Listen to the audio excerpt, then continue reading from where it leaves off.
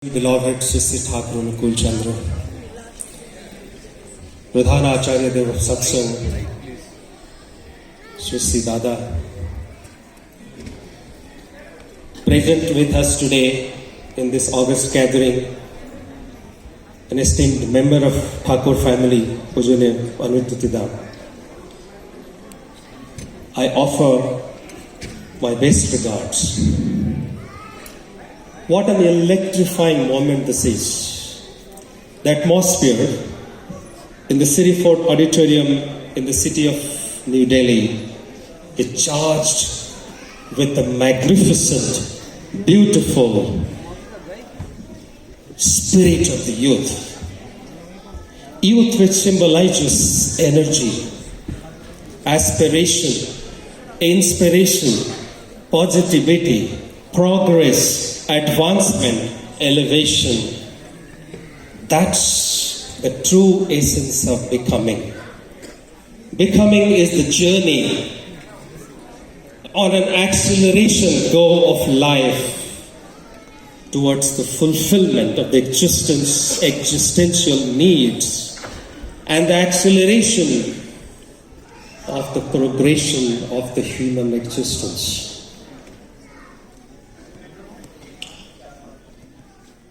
And how exciting the journey can become when the youth of today can be on the journey of becoming. But my dear mothers and brothers in faith, ladies and gentlemen, seekers of the truth, lovers of existence, how does becoming happen? Becoming happen only when there is a friction. When we tap, tabla produces music only when we tap on it.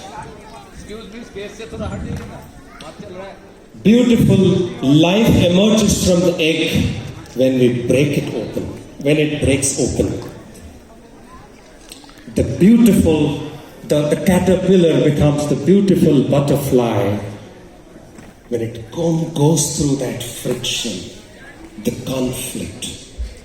That leads to progress in human life. That leads to becoming. That leads to growth. That leads to elevation to the next stage of evolution.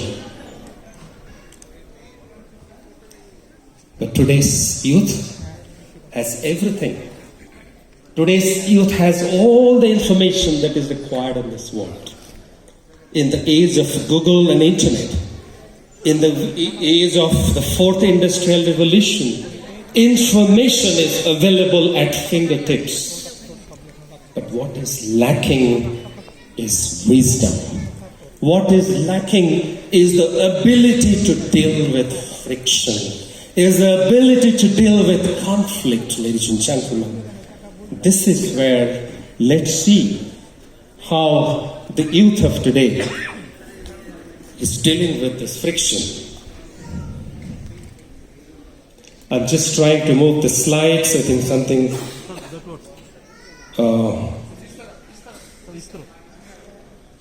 Okay.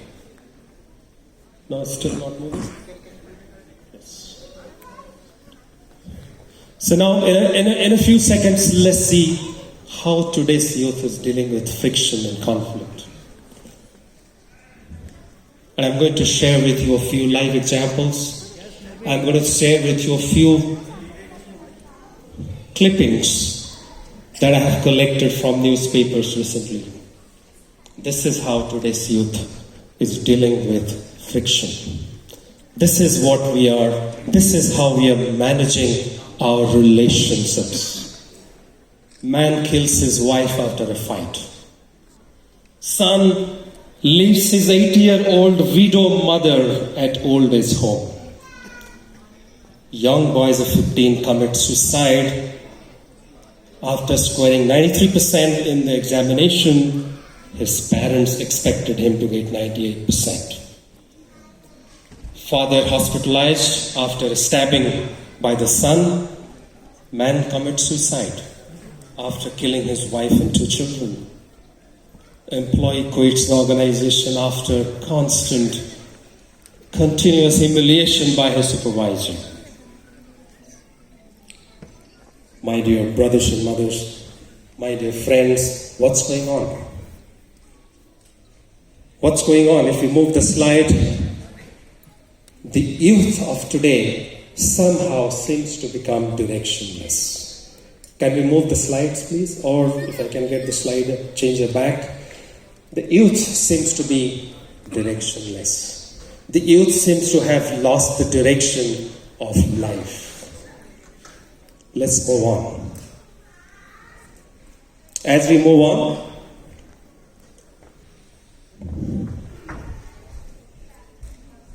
why are the relationships falling apart? We are talking about relationship, expectation, and failure management. And we seem to have failed in all aspects. We seem to have failed in managing our relationships. And the relationships are breaking away. They're falling apart. They're getting disgruntled, disintegrated. And as we move on, as we can see here, human life is all about managing, is all about balancing these 5 aspects of our life. The individual life, the conjugal life, the familiar life, the social life, and the national life. Sri Thakur Anukul Chandra calls it the Pancha Mahajivan, the 5 aspects of our life. And human life is all about, let's move on, it's all about managing the circle of relationships. The relations of the individual with his or her spouse. The relationship of the individual with the family. The relationship of the individual in the family with the society, with the neighborhood. The relationship of societies with the country, with the nation. And as we move on, I'm going to share with you this picture of a wall. And my dear friends, can you tell me what is holding these bricks in this wall together? What is holding it together? There is something which is holding these bricks together. If we pile bricks on bricks, they're going to get disintegrated. They're going to fall apart in no time. But when we bring these bricks together, bind them together with a factor, with a cementing factor, that can hold the bricks together. As we move on, I would like to ask you, as we move on, I'm going to ask you, so when I say as I move on, please change the slide. So, my dear mothers and brothers, my dear friends, who is holding, what is the cementing factor in our relationships?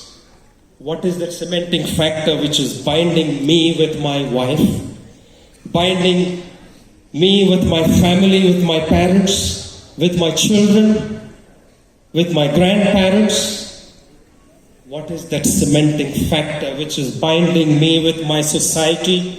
What is that cementing factor which is binding me with my nation, with my country, with this world at large? My dear friends, don't we need that cementing factor in our life which can unite me with the rest of my universe? Where is that cementing factor in my life? As we move on, there can be no misery, no sorrow, no pain in this world if in this world all are for everyone and everyone is for all.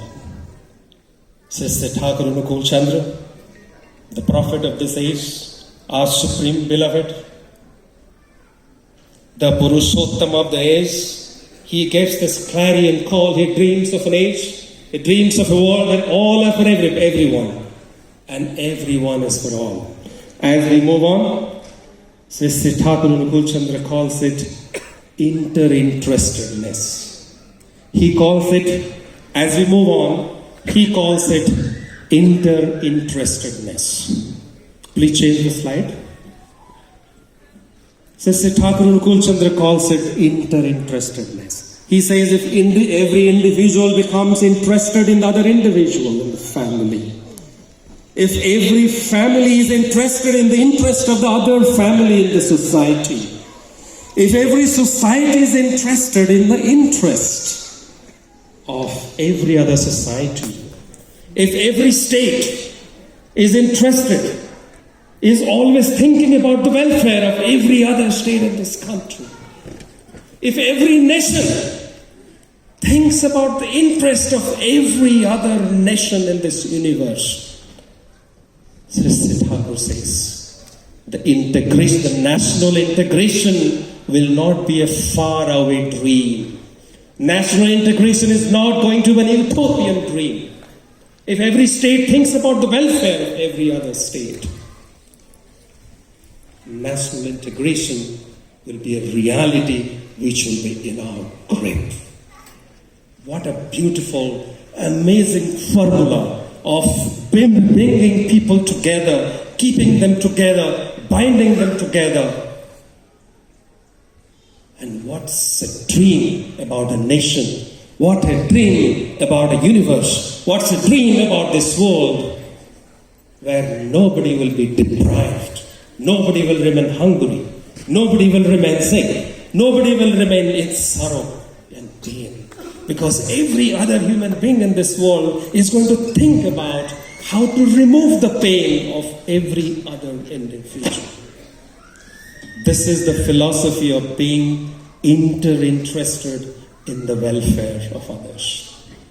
Today, we're demanding our rights. Every community, every faith, every state. I come from Bangalore. There is a fight that goes on every day between two states over water. Every state says, I need more water. But can there be a situation when every state thinks, how can the other state, how can my neighboring state get water? And the other state also thinks, how can this state get more water? The moment, the day that notion comes into reality, the day every individual, every family, every society, every state, every country thinks like that, the heaven will be on this earth. So as we move on, Sri Thakur Anukul Chandra says, love is not a mutual affair. Sri Thakur says, love is not give and take. That's what we understood all the time. Since our childhood, everybody tells, love is about giving and taking. Love is mutual. Sri Thakur says, for me, love is one-sided. Love is loving my supreme beloved, loving my object of love without expectations, without any desires, without any hope of getting anything in return. That's what true love is all about. That's what true love is all about. An American devotee came to Sri Thakur, and in the course of the conversation, the American told Sri Thakur, Thakur, I hate my mother like anything. Thakur became pale, his face turned pale. Sri Thakur with a green voice replied, son, I love my mother like anything. The young man said, Thakur, that's okay, but I hate my mother. I hate my mother like anything. Sri Thakur at the top of his voice said, young man, I love my mother like anything. The young man cried. Tears trickled down on his cheeks. And the young man said, Thakur, I also want to love my mother. I want to love my mother. Because of some reasons, some incidents, some whatever it is, there has been some misunderstanding. We do not enjoy a good relationship. But Thakur, at the core of my heart, in the bottom of my heart, I want to love my mother the way you love your mother. So Thakur smiled and replied. He said, son, your love will teach you how to love your mother. Your love will teach you how to love your mother. Ignite that love in you. kindle the flames of love in you, and your love will teach you how to love your mother. This is Sister Thakur. What a beautiful formula for relations. The finance minister, the then finance minister of Bihar, came to Satsang Ashram. He went round the ashram, looked at all the beautiful work that's happening in the ashram. He went to the hospital, he came to the research laboratory, he went to the publishing house, he went to the school. He came back to Sister Thakur and said, Thakur, there's so much beautiful work that's going on, philanthropic work that's going on in this Satsang Ashram. Thakur, why don't you talk about this? Why don't you publicize this? Why don't you propagate this through mass media? Sister Thakur smiled, looked at him and said, Dada, when you buy a sari for your wife, when you buy books for your children for the school, do you talk about it in the newspaper? Do you publicize that in the media? Do you talk about it on the television, radio? The minister said, Thakur, what are you saying? So does anyone talk about what happens in the family? When I do something for my own people, should I talk about it in the newspaper? Thakur said, that's exactly what I want to tell you. Everything that I'm doing, every mission that I'm carrying out, every activities that I'm organizing here in this Satsang Ashram is for my own people. Everybody belongs to me. Everybody is my own. There is nobody who's away from me. There is no one who is not mine. Should I talk about in newspapers? Should I talk about in mass media? Should I talk about in television? The minister was mesmerized. Then he asked Thakur, tell me, what is your income? What is your expenditure? How do you run such a huge, massive Satsang Ashram here? How do you make it happen? What are your earnings? Where do you get money from? What expenses that you make? Sister Thakur looked at him and said, man is my income and love is my expenditure. A finance minister who only believes in numbers, dollars or rupee, who was only believes in maintaining balances, the budgets of the state or the province, had never heard about a formula like this. He had never heard about a formula. Love is my expenditure, man is my income. This is the philosophy of Sister Thakur Chandra.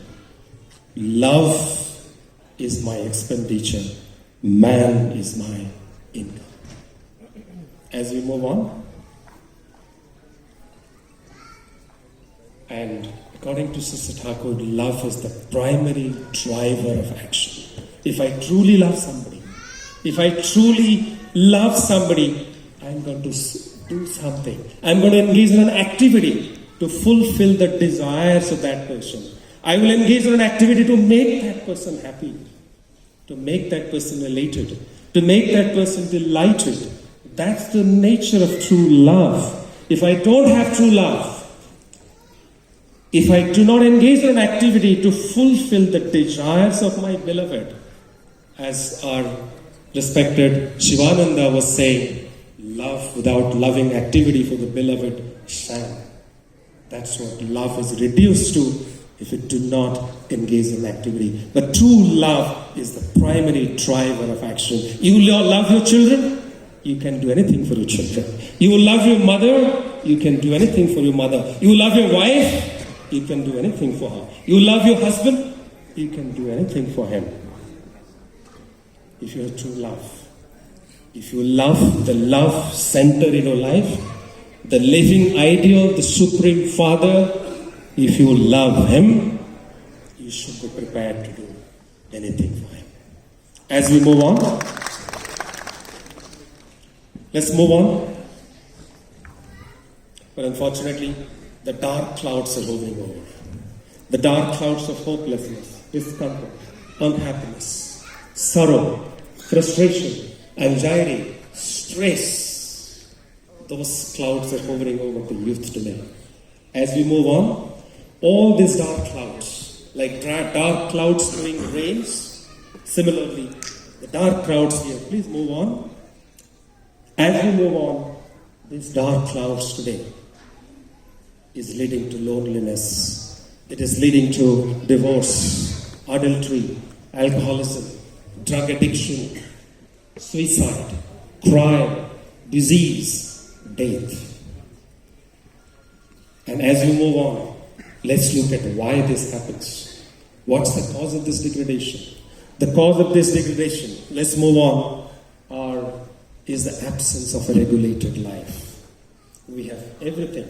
We have got a beautiful life. We have come to this world with unlimited potential. Acharya Dev Siddhartha keeps saying, "Asambhav sambhavana niye aise tui kor likhi."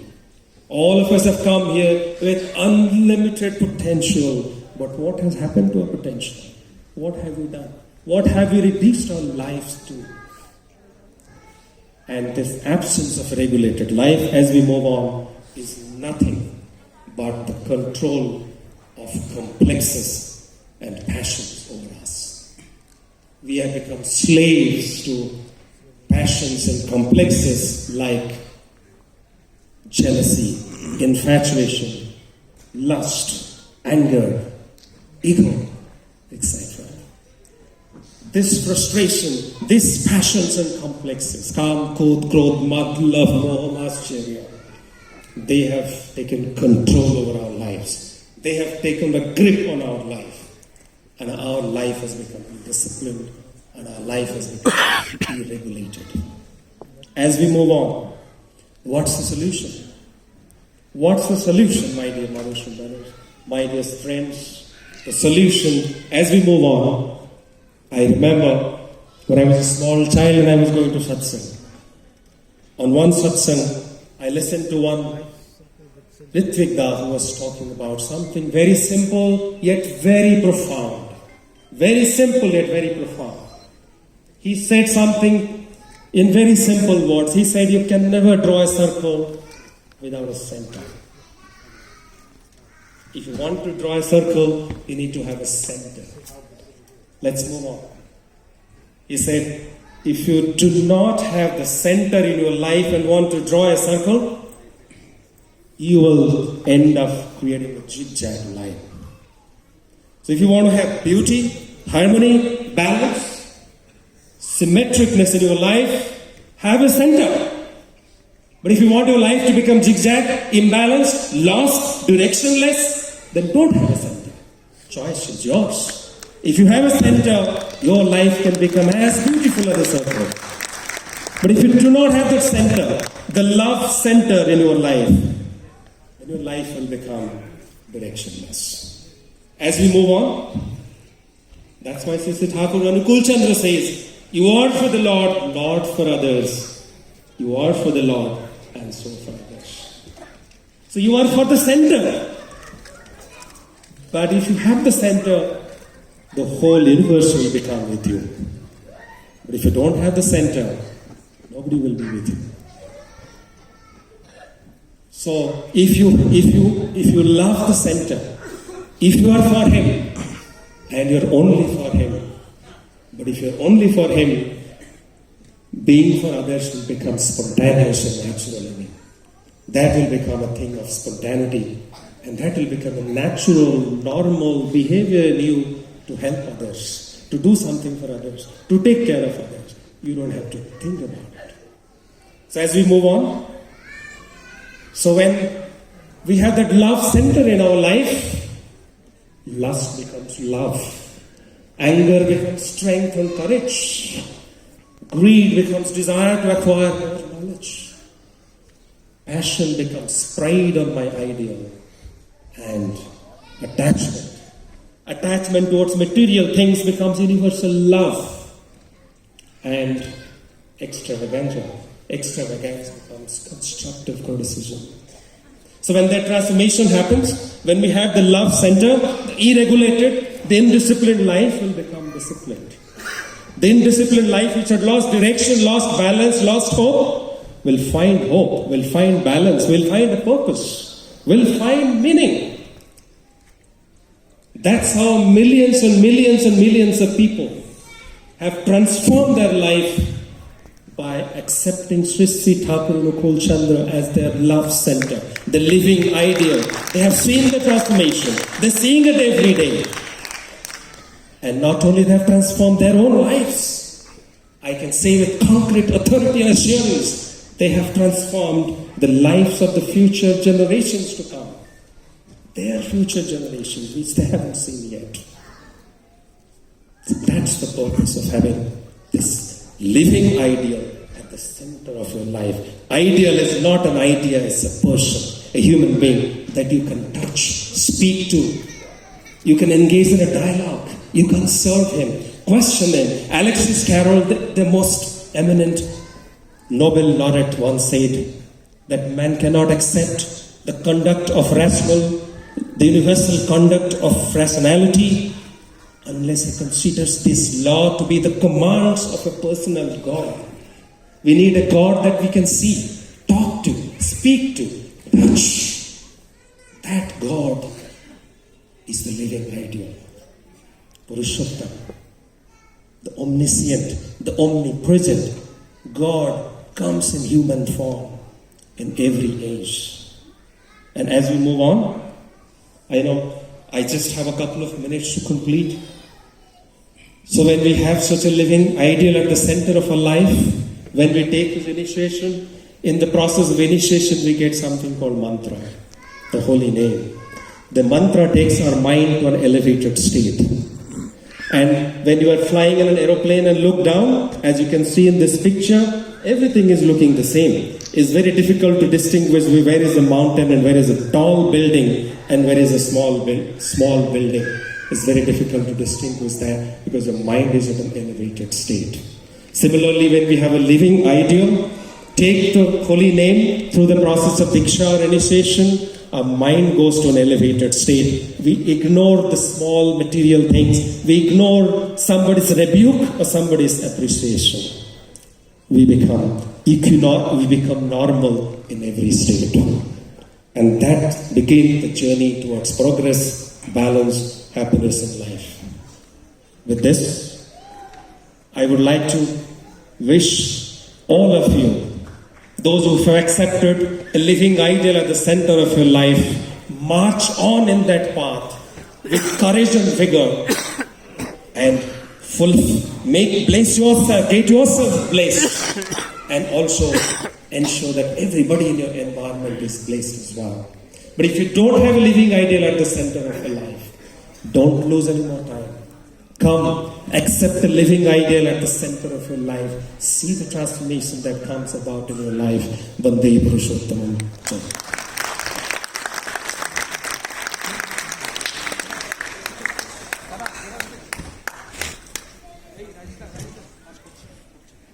अपने extensive learning और experiences को हमारे साथ share करने के लिए sir big thank you, a huge round of applause ladies and gentlemen. Time now for a quick Q&A session. So अगर आपको सर से कोई भी सवाल करना हो आप पूछ सकते हैं. Anybody in the audience?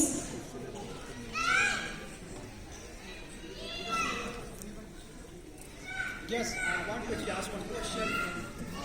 Sir,